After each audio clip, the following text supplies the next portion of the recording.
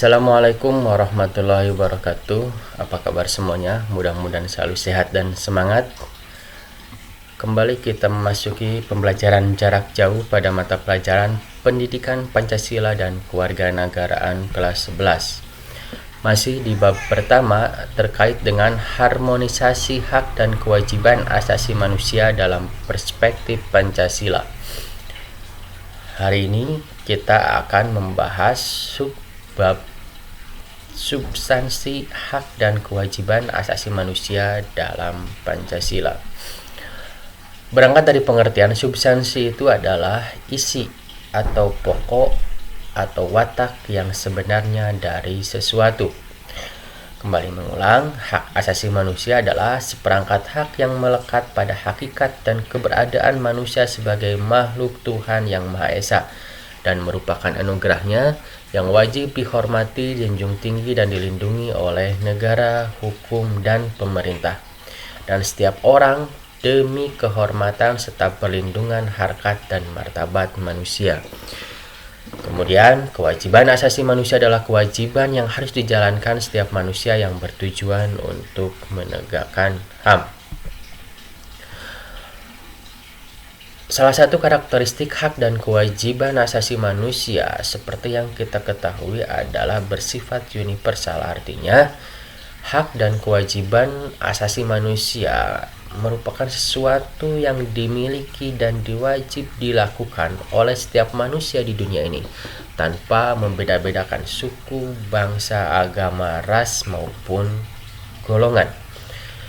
Akan tetapi, karakteristik penegakan hak asasi manusia berbeda-beda antara negara yang satu dengan negara lainnya, tergantung dengan ideologi kebudayaan dan nilai-nilai khas yang dimiliki. Contohnya di negara kita Indonesia, dalam proses penegakan hak dan kewajiban asasi manusia berlandaskan kepada ideologi dan falsafah bangsa, yaitu Pancasila. Sebagai contoh, kebebasan untuk tidak bertuhan atau ateisme, komunisme itu di negara yang lain bisa jadi menjadi hak asasi, tapi penegakan di negara Indonesia itu tidak bisa karena tidak sesuai dengan sila pertama dan TAP MPR yang telah ditetapkan. Pancasila merupakan ideologi yang mengedepankan nilai-nilai kemanusiaan. Pancasila menghormati dan menjamin hak dan kewajiban asasi setiap warga negara maupun bukan warga negara. Bagaimana Pancasila menjamin itu semua? Pancasila menjamin hak dan kewajiban asasi manusia melalui nilai-nilai yang terkandung di dalamnya. Nilai Pancasila dapat dikategorikan menjadi 3 nilai-nilai, yaitu nilai dasar yang termaktub dalam pembukaan Undang-Undang Dasar 1945 berupa hakikat sila-sila yang ada. Kemudian nilai instrumental merupakan penjabaran dari nilai dasar yang sifatnya kreatif dan dinamis. Ini terkandung dalam Undang-Undang Dasar 1945 sebagai landasan konstitusional dan peraturan serta perundang-undangan di bawahnya. Kemudian bagaimana implementasi atau realisasi dalam kehidupan berbangsa dan bernegara ini dari nilai praksis. Kita memasuki nilai yang pertama, yaitu nilai dasar Pancasila. Nilai dasar berkaitan dengan hakikat kelima sila, yaitu pertama nilai ketuhanan, kedua nilai kemanusiaan, ketiga nilai persatuan, keempat nilai kerakyatan, dan yang kelima adalah nilai keadilan sosial. Nilai-nilai dasar tersebut bersifat universal sehingga di dalamnya terkandung cita-cita, tujuan, serta nilai-nilai yang baik dan benar. Nilai dasar ini bersifat tetap dan melekat pada kelangsungan negara. Bagaimana jaminan hak dan kewajiban asasi manusia yang terkandung dalam kelima sila? Kita bisa lihat dari penjelasan sebagai berikut. Pertama, sila ketuhanan yang Maha Esa menjamin kemerdekaan untuk memeluk agama, kebebasan melaksanakan ibadah, dan kewajiban untuk menghormati perbedaan agama. Kemudian dari sila kemanusiaan yang adil dan beradab, jaminan hak dan kewajiban asasi manusianya adalah menempatkan hak setiap warga negara pada kedudukan yang sama dalam hukum, serta memiliki kewajiban dan hak-hak yang sama untuk mendapat jaminan dan perlindungan hukum. Kemudian, sila persatuan Indonesia, adanya unsur pemersatu di antara warga negara dengan semangat gotong royong, saling membantu, saling menghormati, rela berkorban, dan menempatkan kepentingan bangsa dan negara di atas kepentingan pribadi atau golongan. Hal ini sesuai dengan prinsip hak asasi manusia bahwa hendaknya sesama manusia bergaul satu sama lainnya dalam semangat persaudaraan.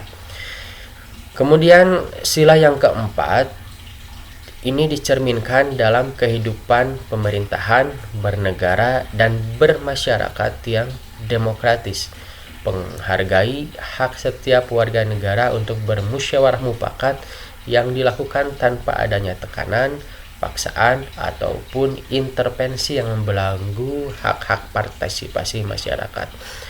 Sila terakhir, sila kelima, keadilan sosial bagi seluruh rakyat Indonesia, mengakui hak milik perorangan dan dilindungi pemanfaatannya oleh negara serta memberi kesempatan sebesar-besarnya pada masyarakat.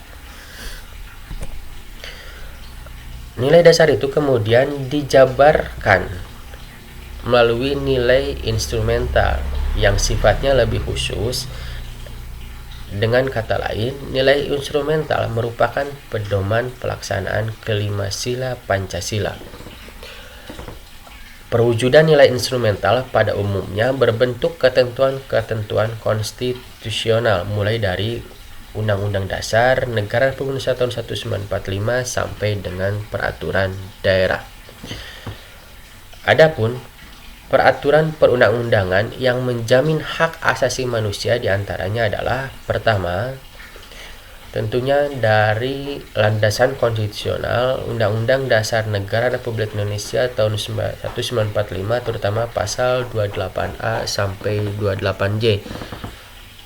Sebetulnya dari pasal 27 sampai 30 itu juga terkandung hak dan kewajiban asasi manusia. Kemudian yang kedua, ketetapan MPR RI nomor 17 MPR 1998 tentang hak asasi manusia. Di dalam tab MPR tersebut terdapat Piagam HAM Indonesia. Ketentuan di bawahnya ada Undang-Undang Republik Indonesia nomor 39 tahun 1999 tentang hak asasi manusia, kemudian Undang-Undang RI nomor 26 tahun 2000 tentang pengadilan hak asasi manusia. Ada juga Perpu nomor 1 tahun 1999 tentang pengadilan hak asasi manusia, kemudian peraturan pemerintah, keputusan presiden, dan seterusnya. Peraturan dan perundang-undangan tersebut menjamin dan melindungi pelaksanaan hak dan kewajiban asasi manusia dalam kehidupan berbangsa dan bernegara. Nah, terakhir nilai praksis. Nilai praksis merupakan realisasi nilai-nilai instrumental suatu pengalaman dalam kehidupan sehari-hari. Kalau nilai dasar itu tetap, kemudian nilai instrumental itu kreatif dan dinamis, Sedangkan nilai praksis senantiasa berkembang dan selalu dapat dilakukan perubahan dan perbaikan sesuai perkembangan zaman dan aspirasi masyarakat.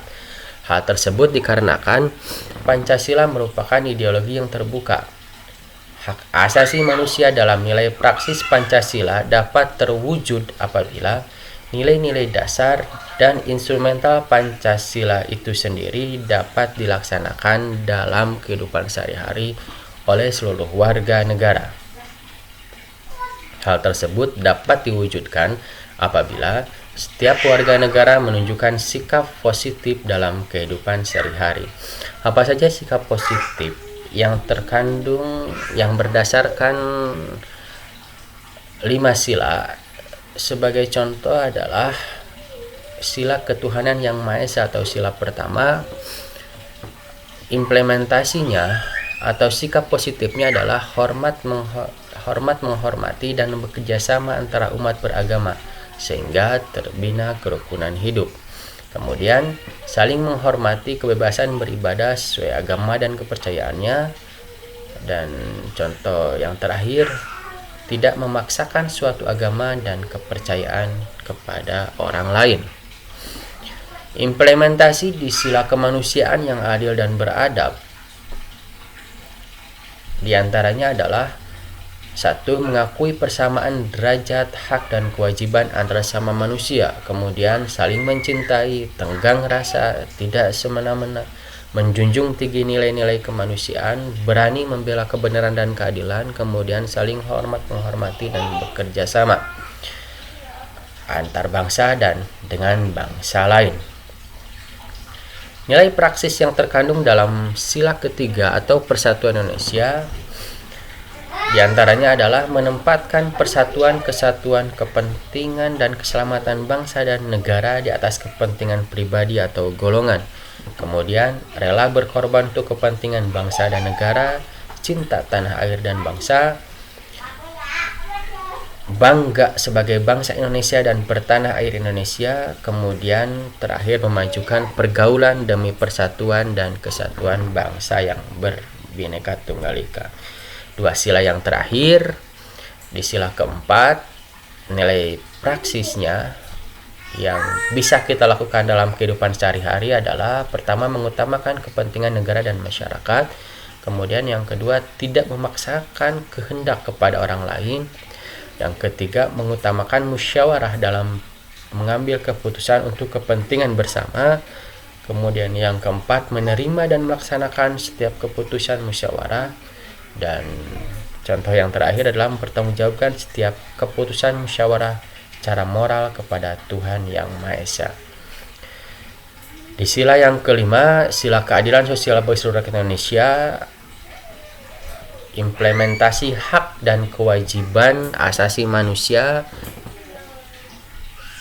Sebagai contoh adalah pertama, menjaga keseimbangan antara hak dan kewajiban. Kemudian menghormati hak-hak orang lain. Kemudian suka memberi pertolongan kepada orang lain, menjauhi sikap pemerasan, menjauhi sikap boros dan gaya hidup mewah, rela bekerja keras dan menghargai hasil karya orang lain. Jadi, penegakan hak dan kewajiban asasi manusia itu sebetulnya tidak mengawang-awang, tapi bisa diimplementasikan, direalisasikan dalam kehidupan sehari-hari. Sebagai contoh, sebagai perwujudan sila pertama ketuhanan yang Maha Esa, maka nilai praksisnya adalah kita beribadah dengan benar, ataupun sebagai realisasi daripada sila kemanusiaan yang adil dan beradab, kita menghormati orang tua dan menyayangi adik kita. Itu adalah sesuai dengan hak dan kewajiban berdasarkan Pancasila. Demikian materi kita kali ini.